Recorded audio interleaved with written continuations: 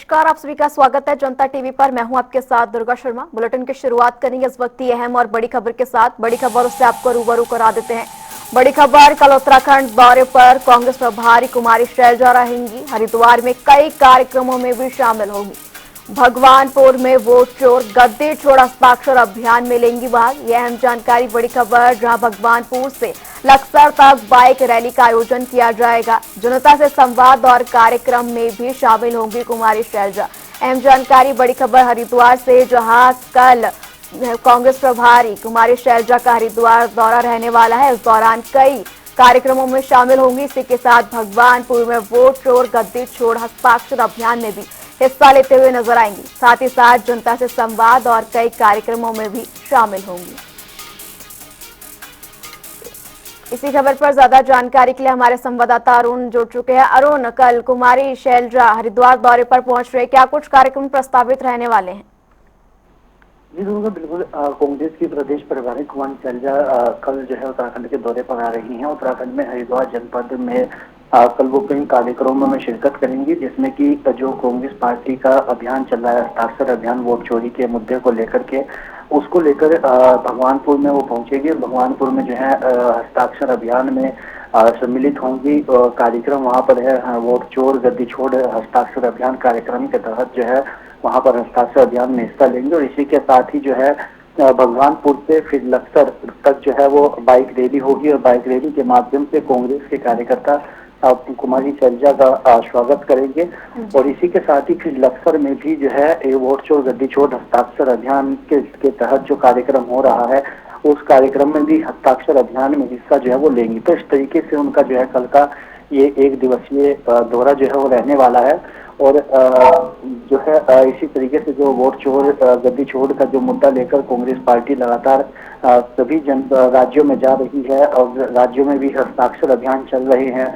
तो इसी को लेकर के जो कार्यक्रम है हरिद्वार जनपद में, उसमें वो शिरकत करती हुई दिखाई देंगी। अरुण सैरी, क्या वो जनता के बीच भी पहुंचकर संवाद करते हुए नजर आएंगे? किसी कार्यक्रम में जनता को संबोधित करेंगी? बिल्कुल। देखिए, जो ये कार्यक्रम है वोट चोर का जो मुद्दा लेकर कांग्रेस पार्टी चल रही है, इसी के तहत वो कार्यक्रम है, उस कार्यक्रम में शिरकत होंगे। उसमें कहीं जो है कांग्रेस के कार्यकर्ता हो या फिर जो क्षेत्र की जनता हो, वो भी वहां पर पहुंचेंगे। तो इस तरीके से एक बड़ा कार्यक्रम कांग्रेस पार्टी भगवानपुर और लक्सर में जो है वो कर रही है। जी अरुण, तमाम जानकारी के लिए आपका बहुत बहुत शुक्रिया। वही यूके SSC पेपर लीक मामले में राज्यव्यापी विरोध प्रदर्शन के बाद धामी सरकार ने सीबीआई जांच की संतुष्टि दे दी है। तो वहीं अब यूसी ध्यान की एक कल कमेटी ने धामी सरकार को अपनी रिपोर्ट सौंप दी, जिसके बाद सरकार ने परीक्षा को रद्द कर दिया है। बता दें कि बीते दिन सचिवालय में मुख्यमंत्री धामी को भाजपा के विधायकों ने मुलाकात कर परीक्षा निरस्त करने का आग्रह किया था। वहीं पेपर रद्द होने के बाद पुरौला विधायक दुर्गेश्वर लाल ने मुख्यमंत्री धामी का धन्यवाद व्यक्त करते हुए इस दौरान कहा कि बीजेपी अभ्यर्थियों के साथ हमेशा खड़ी है। प्रदेश के यशस्वी मुख्यमंत्री जी का धन्यवाद करता हूं कि जिस तरीके से उत्तराखंड में एक छात्रों के बीच में जो माहौल बनाया गया था, और छात्रों ने कहा था जो एग्जाम्स दिए थे उसमें कुछ मिस्टेक्स मालूम में तो सब लोगों ने, सबकी भावना थी कि ये जो एग्जाम है ये बच्चों का भविष्य निर्धारित करता है। तो बच्चों ने अपना आंदोलन भी किया, और हम डे 1 से लेकर के उन छात्रों के साथ थे। और मैंने तब भी जब ये बात कही थी कि कुछ लोग, हमारे जो नौजवान है, भाई बहन है, छात्र है, जो पढ़ने लिखने वाले, उनकी आड़ में कुछ राजनीति करना चाह रहे हैं, जो हमारे भाई बहनों को वहां पे एक आड़ बना रहे हैं। ये बात मैंने तब भी कही थी, लेकिन चलिए देर आई दुरुस्त सही। लेकिन मैं एक चीज जरूर कहूंगा कि हमारे जो प्रदेश के यशस्वी मुख्यमंत्री है, उन्होंने हमेशा बच्चों की चिंता करी है, और वो पहला मुख्यमंत्री है कि धरना स्थल पे जाकर के अपने बच्चों के लिए अपने आप को सरेंडर कर दिया, क्योंकि हमारी तो जो धरोहर है वो बच्चे हैं।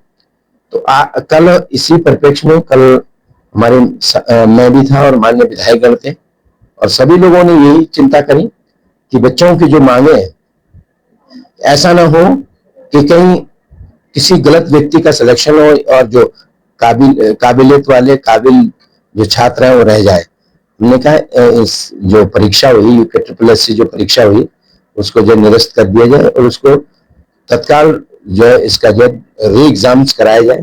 तो मैं माननीय मुख्यमंत्री जी का पुनः धन्यवाद करता हूं कि उन्होंने इस बात को जब सुना और सभी विधायकगणों ने अपनी बात बड़ी मतलब बखूबी से रखी और माननीय मुख्यमंत्री ने उसका पॉजिटिव रिजल्ट दिया और आज जो है ये भी निर्देश दे दी है कि जो यूके SSS की जो परीक्षा हुई है उसको रद्द किया जाएगा। लेकिन कांग्रेस उत्तराखंड अधीनस्थ सेवा चयन आयोग बोर्ड की परीक्षा 21 सितंबर को हुई थी। वहीं 21 सितंबर को परीक्षा के दौरान ही धांधली पाई गई, यानी कि पेपर लीक होने का मामला सामने आया था, जिसको लेकर विद्यार्थियों ने परेड ग्राउंड के सामने प्रदर्शन किया और प्रदर्शन में मुख्यमंत्री पुष्कर सिंह धामी भी पहुंचे, जहां पर विद्यार्थियों ने उनसे दो प्रमुख मांगे रखी। पहला, CBI जांच होनी चाहिए और दूसरी मांग उन्होंने पेपर को निरस्त करने की बात कही थी। वहीं मुख्यमंत्री पुष्कर सिंह धामी ने इसके लिए एक SIT का गठन किया गया था, जिसके अध्यक्ष के रूप में UC ध्यानी को की सदस्यता में यह गठन किया गया था। वहीं UC ध्यानी ने आज अपनी रिपोर्ट मुख्यमंत्री पुष्कर सिंह धामी को सौंप दी, जिसके बाद मुख्यमंत्री ने तत्काल प्रभाव से परीक्षा को रद्द कर दिया। यानी कि परीक्षा को रद्द करने के बाद अब लगभग 3 महीने बाद ही परीक्षा की नवीन डेट आएगी कि परीक्षा कब ली जा सकती है। लेकिन इस बीच यदि बात करें तो प्रदेश में अनेकों भूचाल आए। कई बार लोग, विधायक जो है वो जाकर के मुख्यमंत्री से, पुष्कर सिंह धामी से भी मुलाकात उन्होंने की।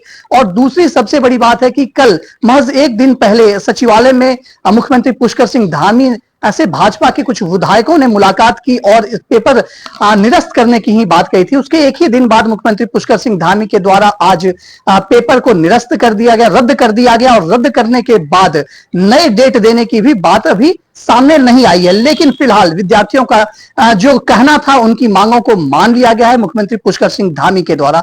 और मुख्यमंत्री पुष्कर सिंह धामी प्रदेश के ऐसे मुखिया हैं जो धरना स्थल पर खुद जाते हैं और वहां जाकर विद्यार्थियों की समस्याओं को सुनते हैं और उससे अवगत होते हैं। उसके बाद मुख्यमंत्री ने स्पष्ट रूप से कहा था, जब मुख्यमंत्री जब वहां पर गए थे धरना स्थल पर, तो उन्होंने स्पष्ट रूप से कहा था कि कमेटी जो रिपोर्ट देगी, इस रिपोर्ट के आधार पर ही सरकार कुछ फैसला लेती है और सरकार ने यह फैसला ले लिया है। फिलहाल अभ्यर्थियों के द्वारा जो प्रमुख मांगे थी उसको पूरी कर ली गई है।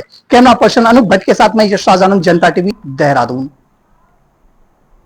तो वहीं सरकार के इस परीक्षा को रद्द करने के फैसले पर बीजेपी के प्रदेश मीडिया प्रभारी बनवीर चौहान का बयान सामने आया। उन्होंने कहा कि मुख्यमंत्री ने युवाओं की भावनाओं को समझते हुए पहले CBI जांच और अब परीक्षा निरस्त करने का निर्णय लिया, जो कि एक सराहनीय कदम है। वहीं कांग्रेस यूके SSS पेपर रद्द को लेकर बीजेपी पर तंज कस रही है। यहां पर कांग्रेस प्रदेश उपाध्यक्ष सूर्यकांत धस्माना ने कहा कि कांग्रेस पहले दिन से मामले को उठा रही है, हम पूरी तरह से युवाओं के साथ हैं।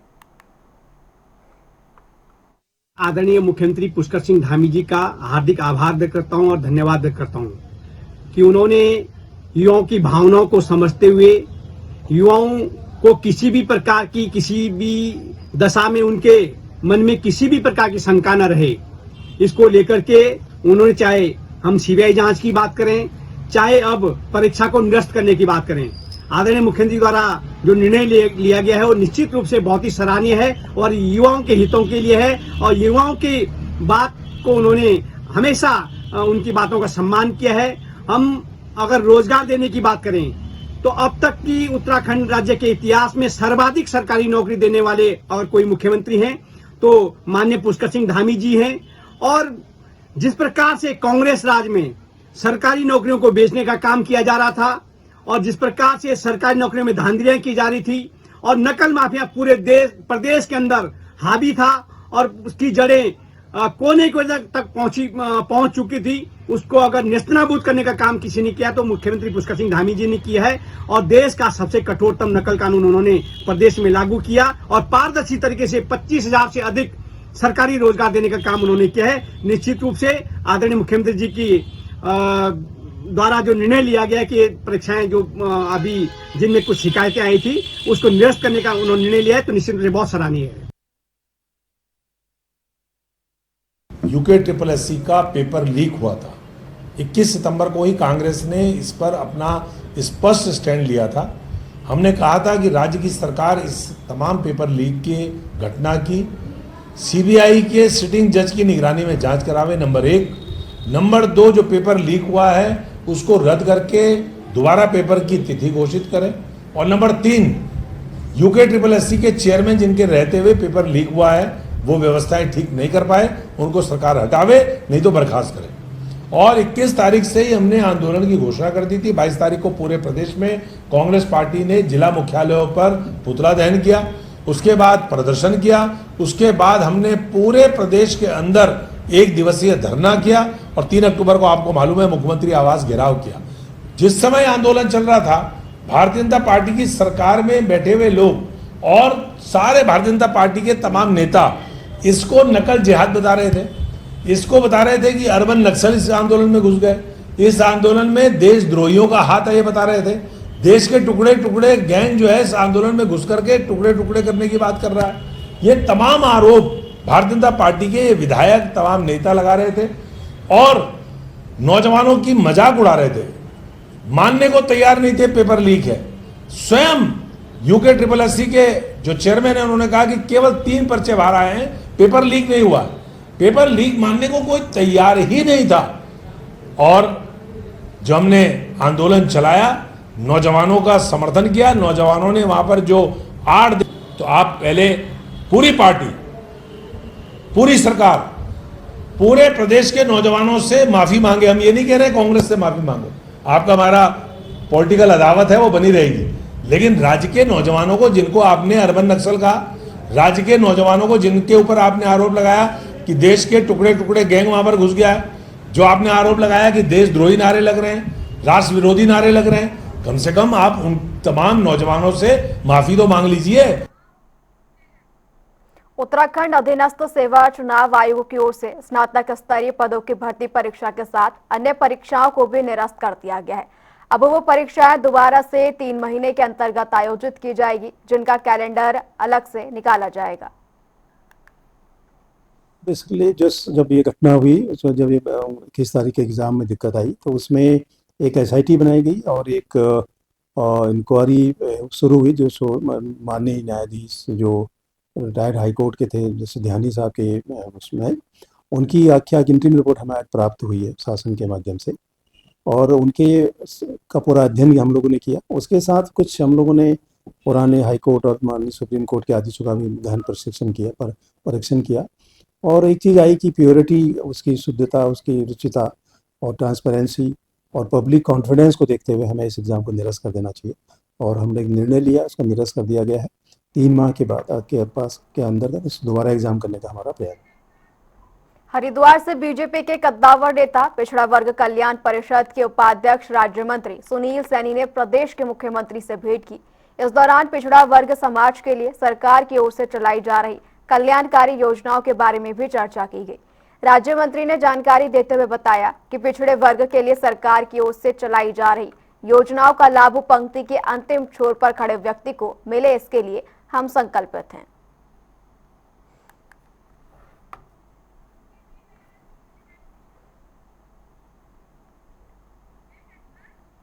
केदारनाथ धाम के तीर्थ पुरोहितों ने मंदिर समिति अध्यक्ष हेमंत द्विवेदी पर गंभीर आरोप लगाते हुए उन्हें हटाने की मांग की है। वहीं आचार्य संतोष त्रिवेदी के नेतृत्व में तीर्थ पुरोहित लगातार सरकार पर दबाव बना रहे हैं। इसी को लेकर सरकार को पत्र भी लिखा गया है। वहीं आपको बता दें कि हरिद्वार की कनखल थाना पुलिस ने नशे की खेप के साथ एक नशा तस्कर को गिरफ्तार किया। आरोपी के पास से 1 किलो 200 ग्राम चरस बरामद हुआ है। वहीं यूपी के मुजफ्फरनगर का ये रहने वाला बताया जा रहा है। सौदागर हरिद्वार में माल बेचने के लिए पहुंचा था, जिसे चेकिंग के दौरान पुलिस ने दबोच लिया। वहीं आरोपी के खिलाफ NDPS एक्ट के तहत केस दर्ज कर उसे कोर्ट में पेश कर दिया गया है। थाने को तो एक सफलता मिली है, जिसमें उन्होंने जो है आज लगभग 1 किलो 200 ग्राम चरस जो है बरामद की है। उसमें अभियुक्त के विरुद्ध जो है वैधानिक कार्रवाई की गई है। चलिए रुक करेंगे इसी बीच और एक बड़ी खबर का बड़ी खबर उससे आपको रूबरू करा देते हैं। बड़ी खबर हरिद्वार से, जहां पुलिस ने घर में हुई चोरी का खुलासा कर दिया है। नौकरानी के घर से लाखों का सामान चोरी किया था। पुलिस ने कुछ ही घंटों में गिरफ्तार कर लिया। चोरी मामले में ये बड़ा खुलासा, जहां 6,24,000 नगद और सोने चांदी के आभूषण बरामद कर लिए गए। 2,77,000 रखकर बाहर गली में छुपाया गया था एक पैसे से भरा बैग, और शिकायतकर्ता ने ये पूरे पैसे मां के बोन कैंसर के इलाज के लिए रखे हुए थे। अब इसी बीच पुलिस ने इस पूरी चोरी का मामले का खुलासा कर लिया है और कोतवाली ज्वालापुर क्षेत्र का ये पूरा मामला। अहम जानकारी, जहां नौकरानी ने घर से लाखों रुपए चुराए और पुलिस ने कुछ ही घंटों में इस चोरी के मामले का खुलासा कर लिया।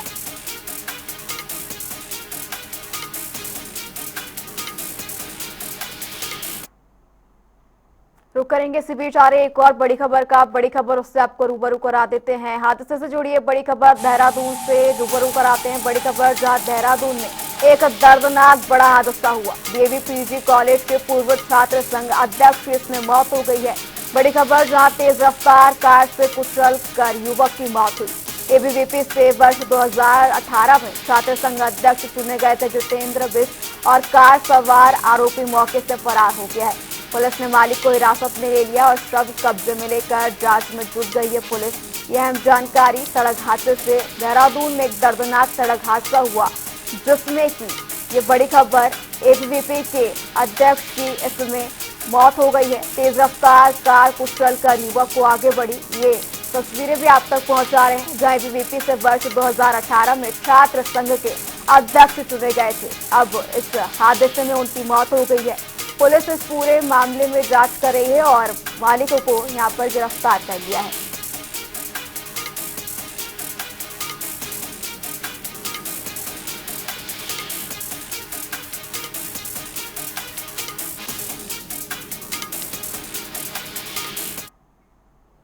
चलिए सीधा आपको पंतनगर लिए चलेंगे, जहां पर की मुख्यमंत्री पुष्कर सिंह धामी लाइव हैं उधम सिंह नगर से, जहां पर नकल विरोधी कानून पर गोष्ठी सम्मान नागरिक संहिता पर एक कार्यक्रम आयोजित किया गया है। क्या कुछ कह रहे हैं, सुनवाते हैं। बढ़ाने के लिए ट्रेंडिंग 13 यूनिट के निर्माण के लिए भी अनुदान प्रदान कर रहे हैं। आज इस अवसर पर मैं आप सभी कृषि वैज्ञानिकों से यह आग्रह करना चाहता हूं कि आप हमारी पारंपरिक कृषि व्यवस्था पर भी जरूर अनुसंधान करें।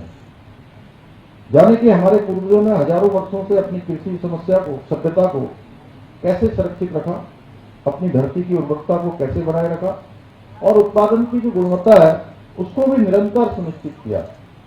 साथ ही यह भी आग्रह करता हूं कि आप लोग अपने शोध कार्य और नवीनतम तकनीकों ज्ञान को शीघ्रता से किसानों तक पहुंचाएं, ताकि ये ज्ञान उनके उत्पादन और आय में वृद्धि का माध्यम बन सके और हमारी कृषि अर्थव्यवस्था को और अधिक मजबूत बनाया जा सके।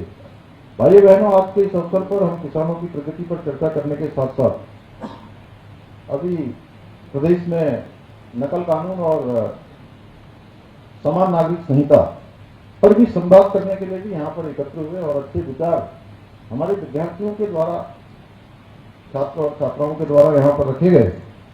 आज हमारे छात्रों ने इन दोनों विषयों पर बहुत सुंदर प्रस्तुतिकरण दिया। इसके लिए मैं उन छात्रों का भी, पूजा का भी, जिसने कार्यक्रम को शुरुआत की, सभी जिन्होंने भाग लिया, दोनों को मैं बहुत उनका आभार व्यक्त करता हूं और बहुत प्रभावी तरीके से उन्होंने, मुझे लगता है कि कम शब्दों में गागर में सागर भरने का काम किया। 5 मिनट का समय दिया गया था, 5 मिनट में उन्होंने बहुत शानदार प्रस्तुतिकरण किया। जैसा कि आप सभी जानते हैं, पूर्ववर्ती सरकारों के समय में राज्य में नकल माफियाओं द्वारा लगातार युवाओं के, हमारे बच्चों के भविष्य के साथ खिलवाड़ किया जाता था। इसी को देखते हुए 2023 में भर्ती प्रक्रियाओं को पारदर्शी बनाने के लिए, नकल माफियाओं पर अंकुश लगाने के लिए हमने देश का सबसे कठोर नकल विरोधी कानून उत्तराखंड राज्य के अंदर लागू किया और इसका परिणाम हुआ कि पिछले 4 वर्षों में 25,000 से अधिक युवाओं को सरकारी नौकरियां प्राप्त हुई, जो अपने आप में एक रिकॉर्ड है। हमारा राज्य स्थापना का ये 25वां साल चल रहा है और 25 सालों में अगर हम नियुक्ति की बात करें तो कुल नियुक्तियां 40,000 से कम हुई हैं और इन 4 सालों में ये नियुक्तियां 25,000 हुई हैं और जितनी टोटल नियुक्तियां हुई हैं 40,000, उसमें से आप 25,000 माइनस कर देंगे तो आपको स्वयं डिफरेंस पता लगेगा कि इस दौरान कितनी रिकॉर्ड भर्तियां हुई हैं। तो भास्कर जी आप नोट कर रहे हैं, आप भी नोट कर रहे हैं। मैंने 15,000 ज्यादा बोला है, शायद इससे कम ही होगा ये। 21 सालों में ये नियुक्तियां हुई है लगभग 15,000 और 4 सालों में नियुक्तियां हुई है 25,000। और ये कानून लागू होने के बाद 4 वर्षों में 100 से अधिक नकल माफियाओं को हमने जेल की सलाखों के पीछे भेजने का भी काम किया है, जिन्होंने पूर्व की सरकारों के समय में उत्तराखंड में नकल को एक उद्योग बना दिया था। आप सबको याद होगा कि 2002 के आसपास एक पौड़ी जनपद के जिलाधिकारी को, उस समय के तत्कालीन जिलाधिकारी को पटवारी भर्ती के कारण से हटा दिया गया था। इससे पहले यूके SSSC के एग्जामों में तमाम बड़े उनके चेयरमैन से लेकर सभी की संलिप्तता पाई गई और उस समय कार्रवाई नहीं हुई, लेकिन उनके खिलाफ भी कार्रवाई करने का काम हमारी ही सरकार के समय में हुआ। ये सभी कदम हमारी सरकार ने युवाओं का भविष्य और उनके हित सुनिश्चित करने के लिए उठाए। जैसा आप सभी को जानते हैं, कुलपति महोदय ने बहुत कम शब्दों में बोला, थोड़ा संकोच भी शायद वो कर रहे होंगे, इसमें संकोच जैसी थोड़ी बात नहीं थी, क्योंकि जब कानून बनते हैं तो ऐसा नहीं है कि कानून बनने के बाद कानून टूटते नहीं है। कानून तोड़ने वाले भी आते हैं, अपराधी भी आते हैं और उसमें वो भी नई नई तकनीकों का उपयोग करते हैं। और कुछ माफिया तंत्र और ऐसे लोग साजिश के तहत भी इन भर्ती परीक्षाओं को, क्योंकि वो देख रहे थे कि 4 साल में एक भी कहीं डेंट नहीं लगा, एक भी कहीं कोई गड़बड़ी नहीं हुई, तो अब कैसे उसको बदनाम किया जाए, कैसे उसको डेंट किया जाए। और एक सेंटर पर एक परीक्षा में बैठने वाले उसके 12 प्रश्न, पूरे प्रश्न पत्र में से 12 प्रश्न मोबाइल पर लेकर, उसका नाम भी था खालिद, मोबाइल पर लेकर उसको बाहर डाल दिया जाता है। मोबाइल किसी तरीके से अंदर पहुंच जाता है और अपनी बहन को दिया जाता है, हिना उसकी बहन का नाम, और हिना से किसी सुमन के पास चला जाता है और वहां से वो कहीं और चला जाता है। ये पेपर शुरू होता है 11 बजे और बाहर आता है 11:35 पर। अगर पेपर लीक होता तो 10 बजे आ जाता, 9:30 बजे आ जाता मेरे पत्रकार भाई। तो इसको पेपर लीक कहते हैं। ये था नकल का मामला और नकल के लिए हमने कानून बनाया है, उसको तुरंत गिरफ्तार कर लिया गया और नकल का कानून उस पर लागू हो गया। SIT की जांच हमने प्रारंभ कर दी और SIT की जांच में जस्टिस UC बिहानी हाईकोर्ट के जज। फिलहाल यहाँ रुकेंगे एक छोटे से ब्रेक के लिए, जल्द हाजिर होंगे।